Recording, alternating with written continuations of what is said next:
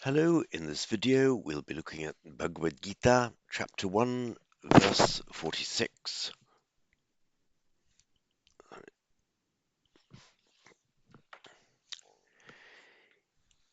Yadi mam apratikaram shastrang shastrapanayah dhartarashtra rane hanyus tanme kshemataram bhavet. And now with the text, there we are. There we are. Yadimam apratikaram shastrang shastrapanayah dhartarashtra rane hanyus tanme kshemataram bhavet. So, yadi, if. Oops, sorry, I've lost something. Sorry, I had a glitch. I'll start again. Yadi mam Karam Shastram Shastrapanaya Dhartarashtra Rane Hanyus Tanme Kshematram Bhavet. So if Yadi, if Dhartarashtra, we have the name of the opposing leader, Dhritarashtra,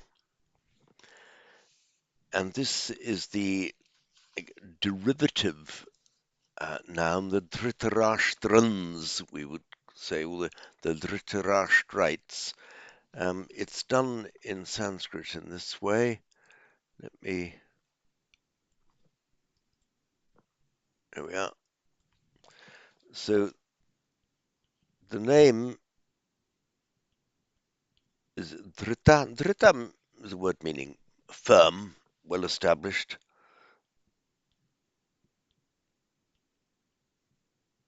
And Rashtra, kingdom.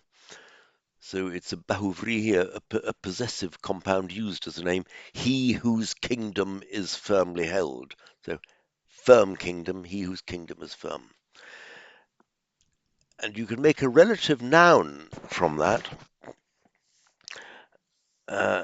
Relative noun meaning like Dhritarashtra is named the Dhritarashtrans, meaning those who support him. You make it by vridhi of the first syllable. So dri becomes dhar, dharta, and the rest remains the same. So the Dhartarashtra means those of, or the men of Dhritarashtra, the Dhritarashtrans. So Yadi Dhartarashtra, if the Dhritarashtrans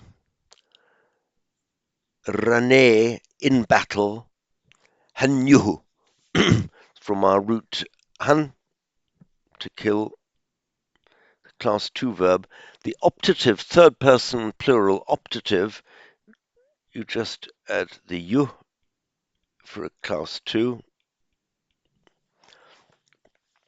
So hanyu, if they were to kill, if they kill, using the optative form rather than the indicative. If they hanyu rane, rana means a battle. So rane in battle. So if the Dhritarashtrans kill in battle, rane hanyu, whom? Me, mam. If they kill me, that's yadi mam rane hanyu. Now we've got an adjective, two adjectives, describing me. One is apratikaram and the other is ashastram. Kara, let me just show these two. This is the word apratikara. and ashastra, they're both in the accusative, masculine singular accusative, apratikaram, ashastram, because they are both adjectives qualifying mam. If Rane in battle Hanu, they kill me, unresisting, unarmed. So this word pratikara is from our root kri, meaning to do, and prati, the verbal prefix with the meaning counter or against. So pratikara means counteracting, therefore resisting. The word is also used as a remedy for a disease, for example. It's a pratikara. But here it means resistance, counteracting, fighting back. Now, pratikara then is resistance. Here we have the negating in front of it, apratikaram, and as very often happens where you get a noun, pratikara, remember, is a noun, verbal noun, but a noun, it very often happens as here that when you get the negating put in front of it, it means it makes a bahurihi adjective. It means not having resistance, without resistance. In English, we would translate it as unresisting, not opposing, but it actually means without resistance. So if me, yadimam apratikaram, adjective, not having resistance, not showing resistance, ashastram. Ashastram is the same kind of construction. Shastra is a weapon, specifically a bladed weapon, a cutting weapon. It's from the root shas, meaning to cut.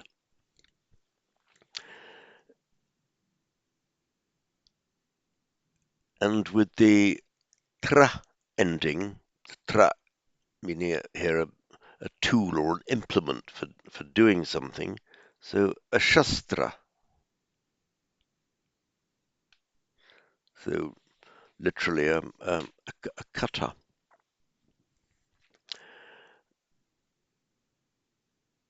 So that it's come by extension, or specifically, I should say, to mean a bladed weapon.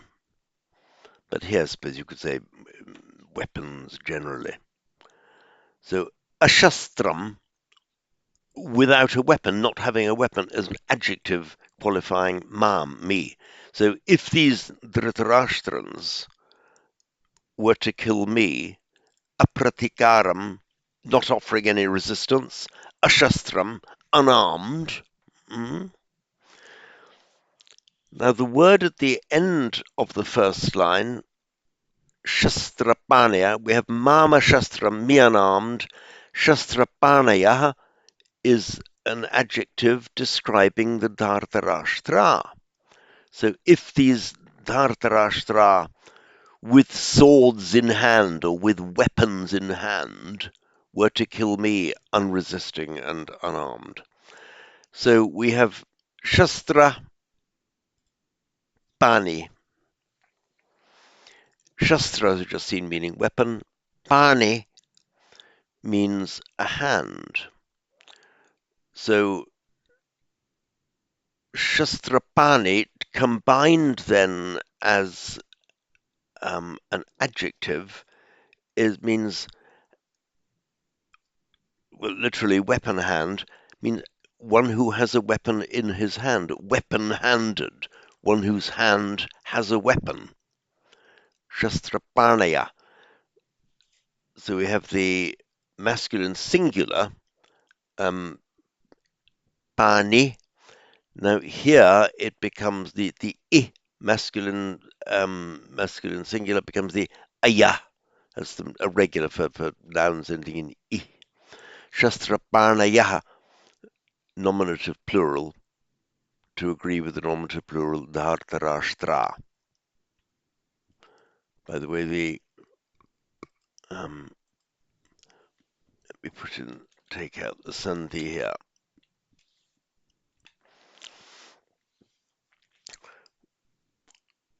Without sandhi, of course, dhartarashtraha, the h for the nominative plural, but by sandhi with the following r, just the visarga drops out. So if these dhritarashtrans, weapon-handed with weapons in their hands, Hanyu were to kill Mam, me, Mam apratikaram shastram, me, unresisting, unarmed, weaponless, Rane, in battle, Tat me kshemataram bhavet. That, in other words, the outcome I've just described, them killing me unresisting and unarmed. Now, tat me, of course, by sandhi becomes tan me kshemataram bhavet. This kshemataram, I've done a note on it.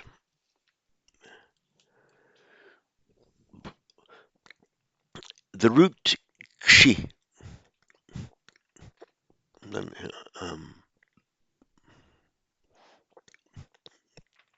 root kshi means to dwell.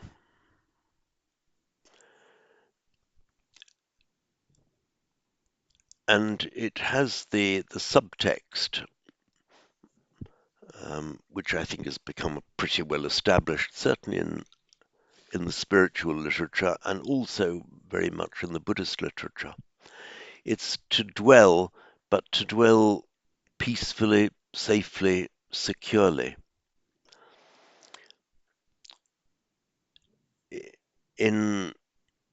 With the addition of the suffix ma, making a verbal noun, or I would say a derivative noun from a verb, kshema means one's dwelling and also the place where one is safe. For the Greek speakers among you, the modern Greek ktima means one's property, ktima. It's from the same root as kshema. So kshema means the dwelling, but that came by extended meaning to have adjectival force. And that adjectival force, safe, in both senses, in other words, a place that provided safety, also the sense of safety that a person has. So, kshema, so it's your dwelling, your secure dwelling, the place where you can be safe, and then as an adjective, safe and secure, referring to the place that is a safe place, or referring to the person, that person is safe and secure. And then it makes a comparative form, kshematara, safer. So here it has, I detect here that it's got more of quite a spiritual sense here. He clearly, if Arjuna is unresisting, is about to be slaughtered by people with swords in their hands, then he's not safe, but he is spiritually safer. Remember, he's in this terrible mental state. That's where his spiritual safe. He's going to feel happier and safer simply not resisting and being killed. So tanme kshema taram bhavet, bhavet optative. That would be me for me. Tanme, that for me. Bhavet would be kshema taram. This is the neuter singular form of the adjective, just to describe the situation generally. That would be safer. Kshema taram bhavet.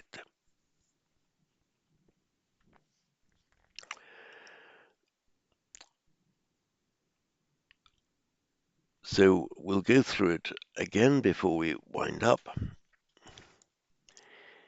Yadimam apratikaram ashastrang shastrapanayah dhartarashtra rane hanyus tanme kshemataram bhavet. And again, Yadimam apratikaram ashastram shastrapanayah dhartarashtra rane hanyus tanme kshemataram bhavet. And that's all on this video.